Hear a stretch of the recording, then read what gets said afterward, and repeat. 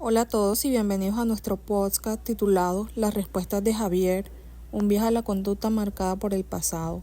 Soy Aura Bolaño y es un inmenso placer guiarlos en este episodio. Hoy nos sumergiremos en un caso fascinante, el de Javier, y lo analizaremos a fondo desde la perspectiva del análisis de la conducta. Abordaremos dos de sus conductas problemas clave, desentrañando su origen y explicándolas a través de los lentes fundamentales del aprendizaje operante y clásico. En este viaje de exploración psicológica no estoy sola, me acompañan mis queridas compañeras Valentina Vázquez y Valeria Doria. Esperamos de corazón que disfruten este episodio y lo más importante, que aprendan con nosotros sobre la profunda conexión entre el pasado y la conducta presente. Para que todos estemos en la misma página, la historia de Javier es para nosotras un ejemplo muy potente de las cicatrices profundas que el conflicto armado ha dejado en la gente de nuestro país. Nosotras hemos estado revisando unos testimonios que se encuentran en el informe final de la Comisión de la Verdad de Colombia, y es a través de ellos que entendemos la experiencia de Javier. Él es un joven que desde que apenas era un niño, un adolescente, vivió cosas realmente duras, cosas que lo marcaron de por vida. Los relatos de la comisión nos cuentan cómo él y su familia venían de esas zonas rurales donde la violencia era el pan de cada día. Nos hablan de un desplazamiento forzado, de ver cómo se perdían seres queridos, de escuchar balaceras y granadas, de esa angustia que siente un padre cuando intenta proteger a su hijo, o la desesperación de un niño de 11 años que simplemente trataba de huir de las balas. Después de todo eso, Javier tuvo que dejar su casa, su gente, y llegar a una ciudad totalmente desconocida.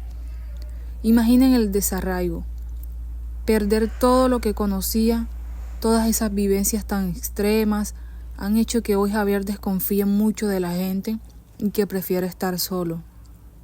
Para él, esto es como un escudo, una forma de protegerse de cualquier amenaza, porque su pasado le enseñó a estar siempre alerta. Y justo en ese contexto tan complejo de su vida, nosotras identificamos dos comportamientos de Javier que son los que queremos analizar a fondo.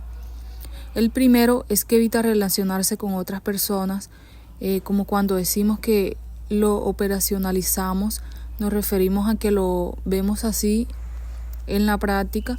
Javier dice que no a invitaciones para ir a reuniones familiares o con amigos.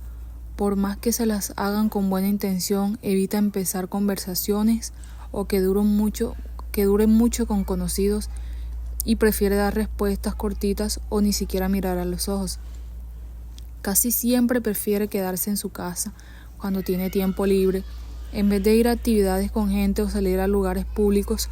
Para nosotras podemos medir esto, por ejemplo, viendo cuántas veces a la semana dice que no a planes, cuántas horas al día se queda solo a propósito, o cuántas interacciones, más allá de un hola y un adiós, tiene con otras personas.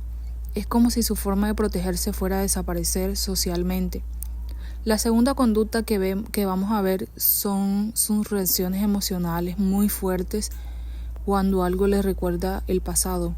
Nos referimos a que hemos notado que Javier puede empezar a llorar sin parar o a mostrar mucha rabia y frustración de repente, cuando algo le trae a la mente esos momentos tan duros que vivió, por ejemplo, cuando escucha ciertas palabras o frases, o incluso relatos que le recuerden directamente al conflicto, la violencia o esas pérdidas tan dolorosas para él.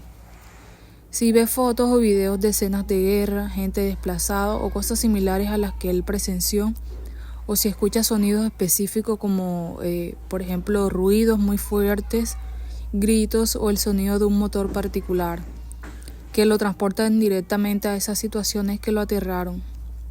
Estas reacciones se notan porque su cara cambia, se le ve tenso, el ceño fruncido, los ojos llorosos. Dice cosas que denotan angustia: no quiero acordarme de eso, déjenme en paz. Y a veces hasta le sube el tono de voz o hace movimientos con el cuerpo que muestran que está irritado o agitado, aprieta los puños y se nota tenso.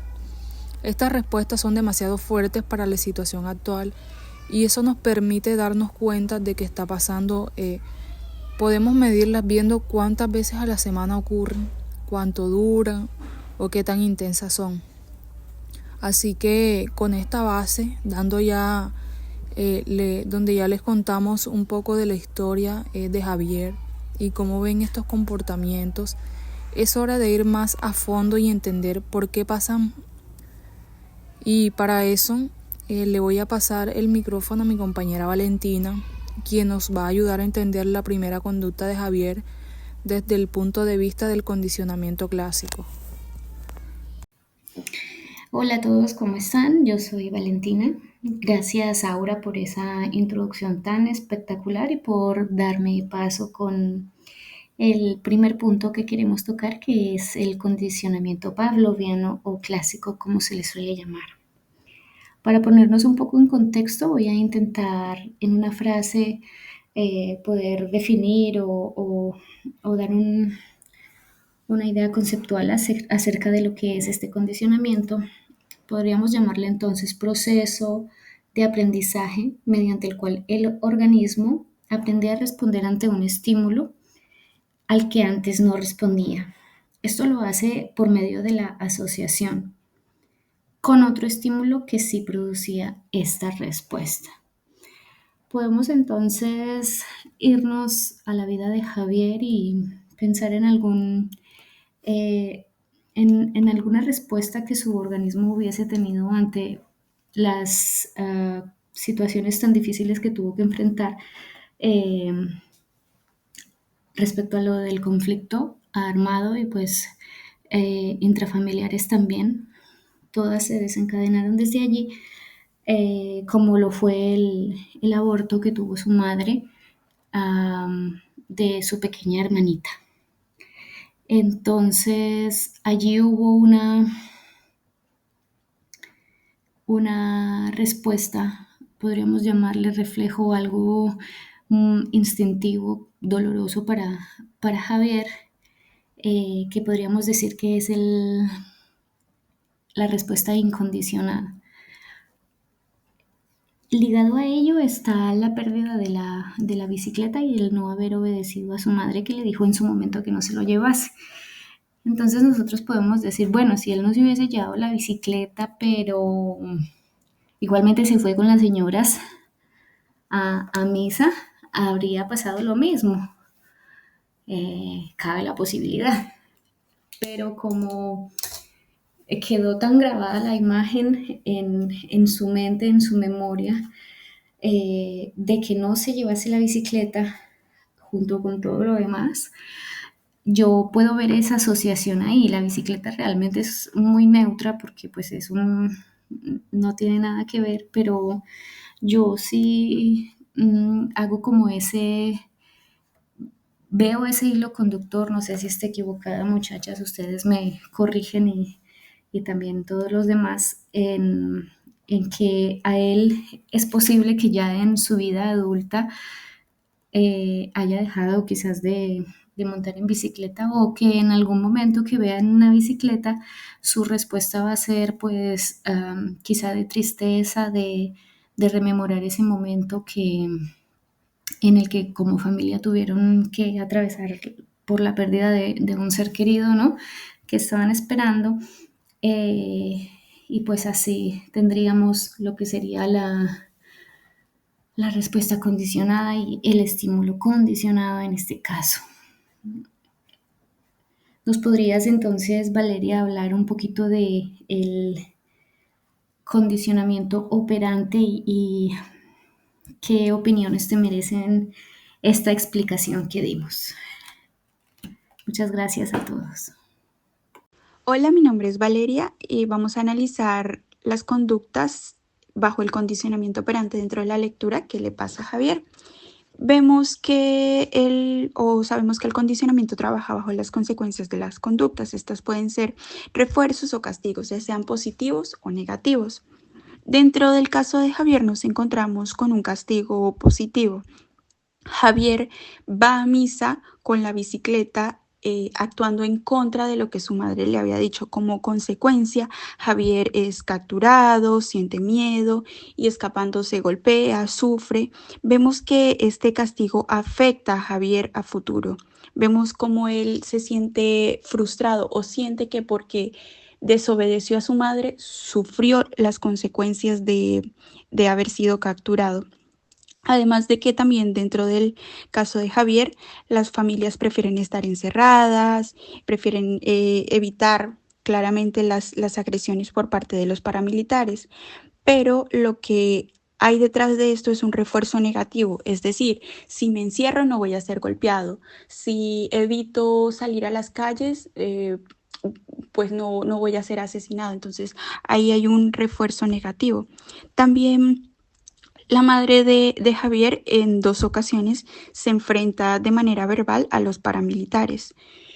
En el primer encuentro, porque en 2 encuentros, porque en el primer encuentro ella se enfrenta a él y aunque hay un intercambio de palabras, aunque hay agresión verbal, las amenazas no son llevadas a cabo. Entonces ella en esta segunda ocasión se siente con más autoridad para defender lo que piensa, para defender a su hijo y sabe que como en el primer momento no fueron llevadas a cabo estas amenazas, pues en el segundo intento tiene más valentía para poder defender a su hijo Javier. El padre de Javier también sufre un refuerzo negativo.